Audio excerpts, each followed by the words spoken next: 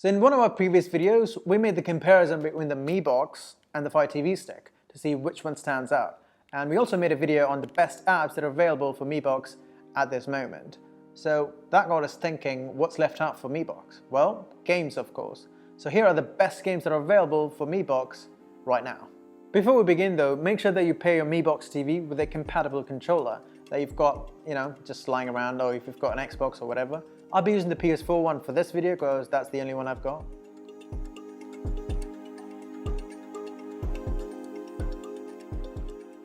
PAC-MAN 256 is an endless runner just like the original. It pays homage to the level 256 glitch with the eponymous title.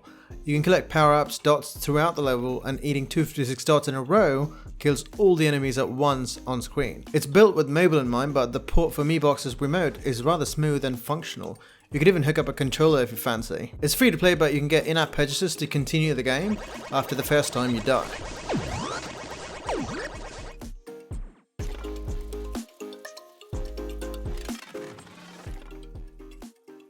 As good as PAC-MAN 256 gets, nothing beats nostalgia now, does it? That's right ladies, you can play arcade and NES games on your Mi Box with RetroArch. This is a free app on the Play Store that lets you emulate retro games on your Android TV or TV box like Mi Box.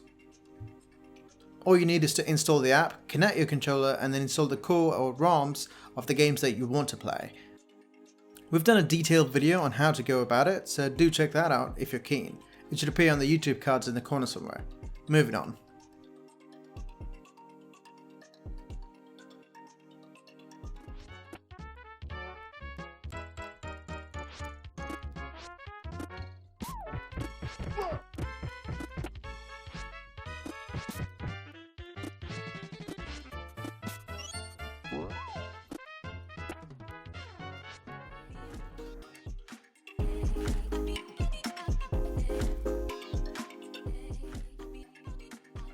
Alto's adventure is quite popular among the Apple community for its precision control and artwork.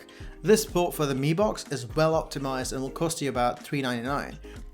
It's not original in terms of gameplay, but it does the job in terms of experience that's worth for its design and art. Heaps of snowboarding tricks and landscapes will keep you coming back for more. I found its experience quite laid back and relaxing, kind of like Animal Crossing.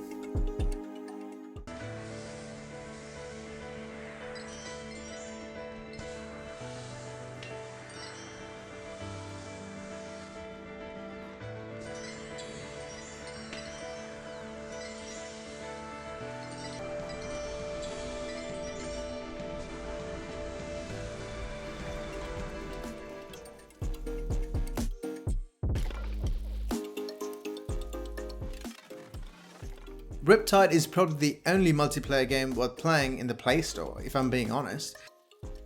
Illicit hydrojet racing is just as fun as, say, Asphalt. You can perform death-defying stunts as you weave through players and dodge cops on your tail. You get to unlock new vehicles, characters, and custom features as you progress. You can play with 4 others locally in split screen mode, which is a rare sight these days. It sets you back about $4 on the Play Store, so keep an eye out for that.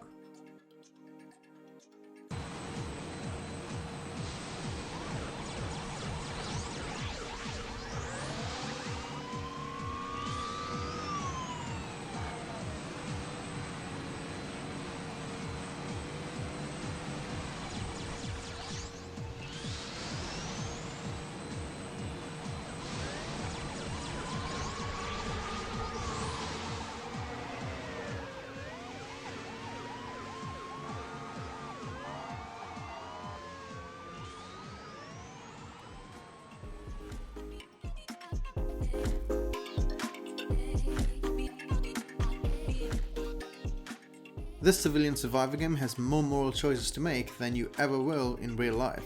Okay, that's a bit hyperbolic, but this game forces you to make tough choices that are quite depressing. Like if you direct characters to steal items and supplies, you'll get more loot, but at the cost of the characters becoming sad, repressed, and even leaving your shelter, and then even commit suicide. To keep the spirits up high, you need to craft alcohol with your supplies or spend time consoling them. There's multiple endings for each one of the characters, and the replay value is certainly well worth its incredible writing.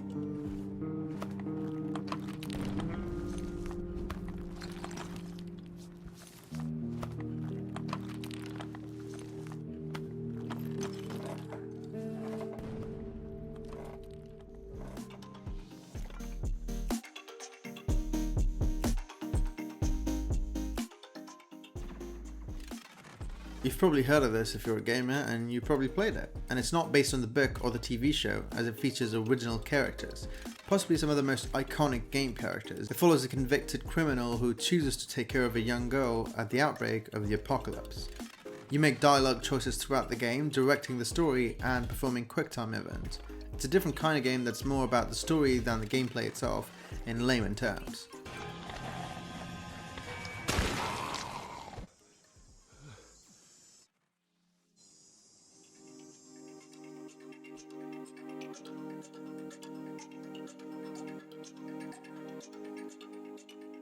Made by Telltale, who made Walking Dead as well, this murder fantasy mystery has you investigating the murder of a woman and solving the mystery. Choices you make will make NPCs behave differently towards you as the story progresses. This being the first murder in the town after several years makes you explore, talk to NPCs and identify the killer all by yourself. It's incredible except for the pacing, which is a tad slow in terms of tension and interesting plot elements. Otherwise, the game's well balanced both in gameplay and story. It's an easy buy for people who like detective games. At least it's a fucking challenge.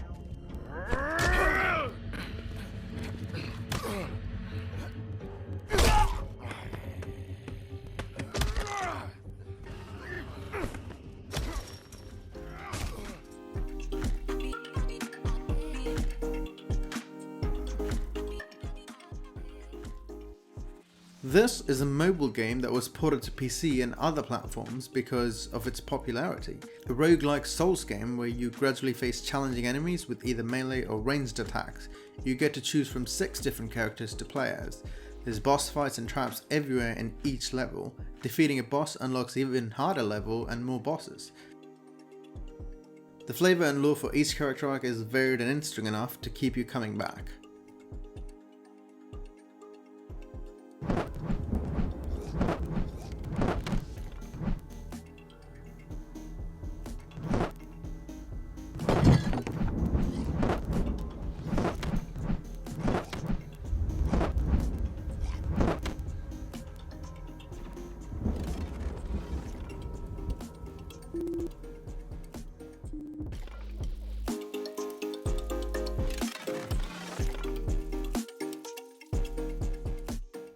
Just like GTA 1 and 2, it features a top-down perspective but with a new visual take being more cartoony.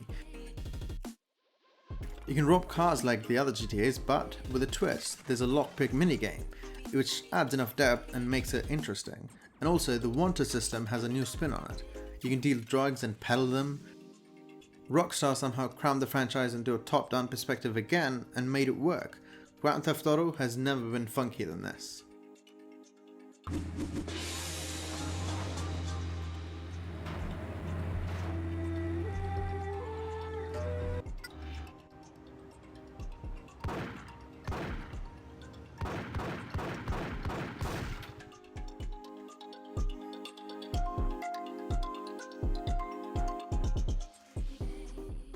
Probably the most underrated non-GTA game that you've never played.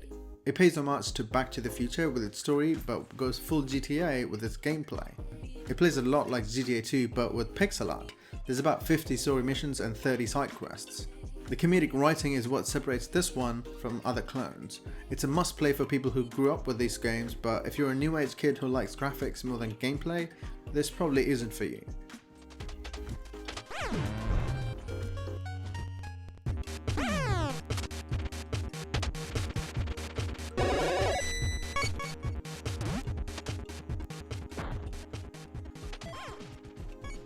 So those are the best games that are available for Mi Box that we quite enjoyed.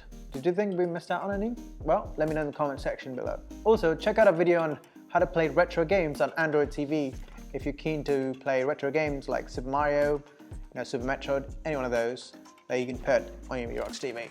Oh, while you're at it, check out smartdnsproxy.com if you're keen to unblock geo-restricted content on sites like American Netflix, Hulu, Pandora, BBC iPlayer, a bunch of those. We've done many videos on those, so you can do any of those on any devices that you've got.